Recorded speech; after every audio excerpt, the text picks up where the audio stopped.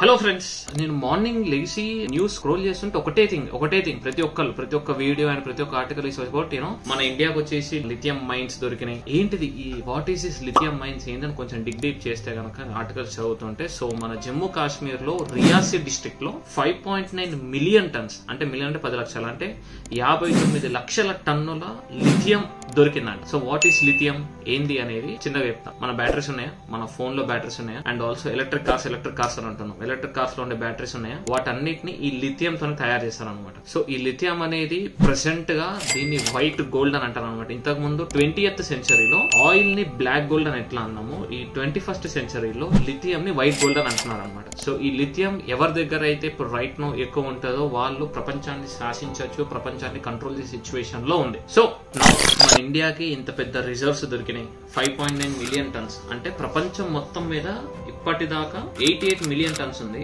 మన ఇండియాకి ఇప్పుడు 5.9 మిలియన్ టన్స్ కొత్తగా దొరికినాయి అన్నమాట. Okay, lithium. సో దీని వల్ల మన ఇండియా సూపర్ పవర్ అవుతుంది. ఓకే, గల్ఫ్ కంట్రీస్ లెక్క మన వాళ్ళు కూడా రిచ్ అయిపోతాం. వీటన్నిటి గురించి will get to know right now. India's Ministry of Mines has discovered around 5.9 million tons of lithium reserve.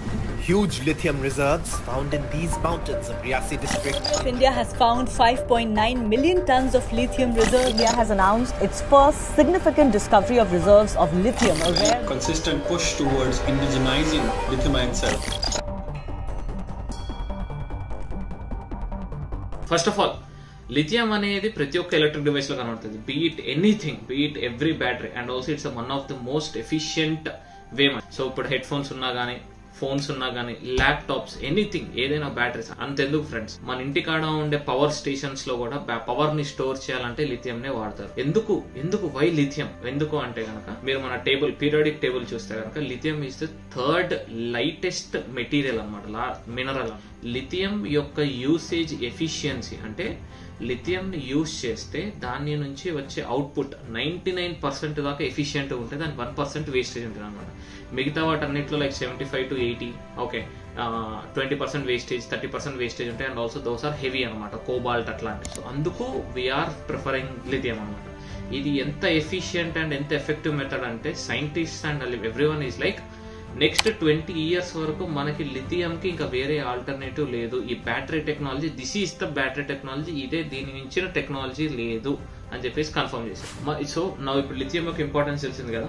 నా 2020-2021 లో India 8,800 crores of batteries import చేసుకుంది వేరే కంట్రీ నుంచి. And also 170 crores of lithium ore అంటే just raw material మనం import చేసుకున్నాం వేరే దేశం నుంచి. మన దగ్గర ఏం లేవు అనమాట. సో మనం చాలా డిపెండ్ అయి ఉన్నాం అనమాట. అండ్ ఆల్సో ఈ 2020-2021 పీరియడ్ చైనా నుంచి 75% of the batteries and lithium మనం తీసుకున్నాం అనమాట. సో చైనా మీద డిపెండెన్సీ క్రేజీ లెవెల్లో ఉంది. సో మరి ఇప్పుడు మనకి రిజర్వ్స్ దొరికినాయి. రిజర్వ్స్ దొరకడం వల్ల మనం చైనా మీద డిపెండెన్సీ తగ్గిపోతుందా అంటే అన్ఫార్చునేట్లీ ఫర్ నౌ అయితే ఎందుకు అంటే ప్రతి ఒక్క యూట్యూబ్ ఛానల్, ప్రతి ఒక్క వాళ్ళు ఏమంటున్నారు, మనకు దొరికింది, మంచి రోజులు వచ్చేసినాయి, లాటరీ తగిలింది అని అంటున్నారు. కాకపోతే అది కరెక్ట్ కాదు. యాజ్ ఆఫ్ నౌ వీటిని ఈ లిథియం ఆర్ ఈ మైన్ ఏదైతే దొరికిందో దీన్ని ఇన్ఫర్డ్ రిసోర్సెస్ అని అంటారు అనమాట. ఇన్ఫర్డ్ రిసోర్సెస్ అంటే దీని యొక్క క్వాలిటీ, దీని యొక్క క్వాంటిటీ మాత్రమే మనం చెప్పగలుగుతాం. అండ్ ఆల్సో దీని యొక్క యూసేజ్ కానీ, ఎన్విరాన్మెంట్ మీద పడే ఇంపాక్ట్ కానీ, మైనబుల్ రిసోర్సెస్ కాదా అని ఏం చెప్పలేం. వీటి ఫ్యాక్టర్స్ అన్నిటిని మనం కన్సిడరేషన్ లో తీసుకోవాలి. And also geological survey of India వాళ్ళు దీన్ని G3 సర్వే కిందనే పెట్టారు. అంటే G3 నుంచి G2 వెళ్ళాలి, G2 నుంచి G1 సర్వేకి వెళ్ళాలన్నమాట. సో G3 సర్వేలో చాలా ఇన్యాక్యురసీస్ ఉంటాయి అనమాట. సో G1 సర్వేకి వెళ్ళాలంటే లిటరల్లీ 5 to 7 years పడుతుంది. అంటే ఇప్పుడు ఈ మైన్ లో దొరికిన మన లిథియం ఆ ఓర్ ఏదైతే ఉందో ఒక బ్యాటరీ కిందకి రావాలంటే బయటికి మనకి 5 నుంచి 7 సంవత్సరాలు పడుతుంది. అండ్ ఆల్సో లిథియం ని మనం ఎక్స్ట్రాక్ట్ చేయాలంటే చాలా dangerous and also pollution method అనమాట. ఓకే, ఒక సర్వే ప్రకారంగా 1 ton ఆఫ్ లిథియం ని బయటికి తీయాలి అంటే 22 million liters ఆఫ్ వాటర్ కావాలంట. What kind of water pollution కిందకి వెళ్తుంది, సాయిల్ పొల్యూషన్ అయిపోతుంది, అండ్ ఆల్సో ఎన్విరాన్మెంట్ ఇంపాక్ట్ కూడా ఉందన్నమాట. సో వీటన్నిటిని చాలా జాగ్రత్తగా బ్యాలెన్స్ చేసుకుంటా. అండ్ ఆల్సో మనము కార్ తయారు చేస్తున్నాం, కార్బన్ ఎమిషన్స్ తగ్గుతున్నాయి. కాకపోతే ఈ ప్రాసెస్ నుంచి వచ్చే పొల్యూషన్ మనం కన్సిడర్ చేయకుండా ఉండలేం కదా, కన్సిడర్ చేయాల్సింది. So this is the most important factor మన ఈ లిథియం అనేది మనకు దొరికింది యూజబుల్లా కాదా అనేది తెలపడానికి. ప్రపంచంలో మొత్తం మీద 88 మిలియన్ టన్స్ ఆఫ్ లిథియం ఉంటే హైయెస్ట్ వచ్చేసి చిలీ 9.2 మిలియన్ టన్స్ ఉందన్నమాట. బట్ చిలీ పేరు ఎప్పుడు కనబడదు మనకి. ఎప్పుడైనా కానీ టాప్ ప్రొడ్యూసర్ అంటే చైనా అని ఉంటుంది.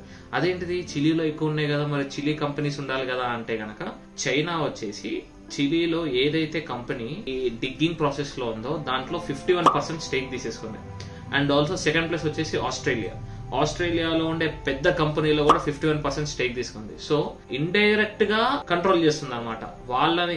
ఓర్ లేకపోయినా అంటే లిథియం లేకపోయినా కానీ చైనా దగ్గర ఇండైరెక్ట్ గా లిథియం ఉందన్నమాట. So that is the strategy which China is playing. అందుకే మనం చైనా నుంచి మనం లిథియం అయాన్ని ఈ బ్యాటరీస్ ని తీసుకుంటాం అన్నమాట. This is one of the reason why China is top అనమాట. వాళ్ళ యొక్క ప్రొడక్షన్ కానీ, వాళ్ళ యొక్క ఇండస్ట్రీస్ కానీ, వాళ్ళ యొక్క ప్రాసెస్ కానీ చాలా అడ్వాన్స్ గా వెళ్ళిపోయింది.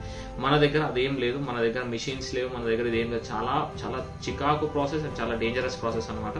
So it will take some time for us to get use to this thing అనమాట. మన దగ్గరికి రావాలి లిథియం మైనబుల్లా కాదని తెలవాలి, జీవన్ సర్వే రావాలి, అప్పుడు మనం తెలుసుకోవచ్చు. Now let us assume, okay, let us assume that మనకి దొరికిన ఈ ఐరన్ ఓర్ ఉందో, లిథియం ఓర్ ఉందో, ఇది mineable resource and also environmental కి పెద్దగా ఇంపాక్ట్ లేదు. And also this is a high quality resource.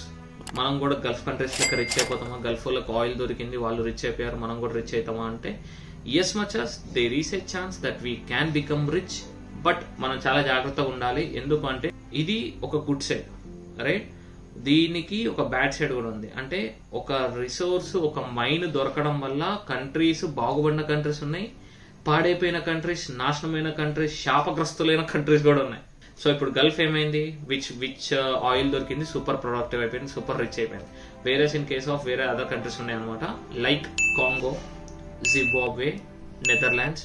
ఈ కంట్రీస్ శాపగ్రస్తులైన అనమాట రిసోర్సెస్ దొరకడం వల్ల. నెదర్లాండ్స్ కేసు ఎంత ఫేమస్ అంటే దానికి డచ్ డిసీజ్ అని పేరు ఇచ్చారు. నెదర్లాండ్ పీపుల్ ని డచ్ పీపుల్ అంటారు. ఎందుకంటే 1955 లో నెదర్లాండ్స్ కి గ్యాస్ రిసోర్స్ దొరికినాయి. సూపర్ హ్యాపీ అందరు ఫీల్ అయ్యారు. నా నెదర్లాండ్స్ వాళ్ళు ఏం చేశారు, ఈ గ్యాస్ ని ఎక్స్పోర్ట్ చేశారు. ఎక్స్పోర్ట్స్ ఇంక్రీజ్ అయ్యాయి. ఎక్స్పోర్ట్స్ ఇంక్రీజ్ అవడం వల్ల వీళ్ళ యొక్క కరెన్సీ చాలా స్ట్రాంగ్ అయింది. 1970 వరకు మంచిగా జరిగింది. 1970 నుంచి 1977 ఈ పీరియడ్ లో నెదర్లాండ్స్ లో అన్ఎంప్లాయ్మెంట్ రేట్ వచ్చేసి 1% ఉంటే 5.1% కి వెళ్ళిపోయింది. ఎందుకు అనేది తెలియట్లా. ఎకనామిక్స్ అందరూ ఏంటిది, ఇది డబ్బులన్నీ మస్తు వస్తున్నాయి అయినా కానీ వై ఈజ్ ఎంప్లాయ్మెంట్ ఎఫెక్ట్ అయిందంటే ఈ ప్రాసెస్ లో గ్యాస్ ఇండస్ట్రీ మాత్రమే బాగుపడ్డది, మిగతా ఇండస్ట్రీస్ అన్ని నాశనమైనాయి అనమాట. ఎందుకు అంటే వేరే కంట్రీకి మనం బాగా ఎక్స్పోర్ట్ చేయడం వల్ల మన కరెన్సీ స్ట్రాంగ్ అయింది, రైట్?